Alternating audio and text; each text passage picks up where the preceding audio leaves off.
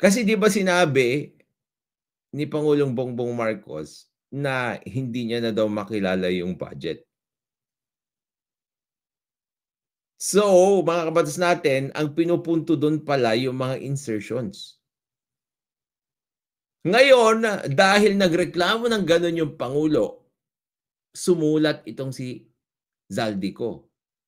Kasi nga naman mga kabatas natin, siyempre kailangan ipaliwanag ni Zaldico na utos niya lahat yung mga yun. Pero mga kabatas natin, sinabi lang naman kasi ni President Bongbong Marcos na hindi niya na nakilala yung budget. Nung pinapasa yung budget na yan, proud na proud yung presidente at sinabi pa niya na itatakbo daw niya yung pera niyo, no? Hindi na talaga itatakbo yung pera niyo. Kasi nga binasa niya daw yung 4,057 pages ng General Appropriations.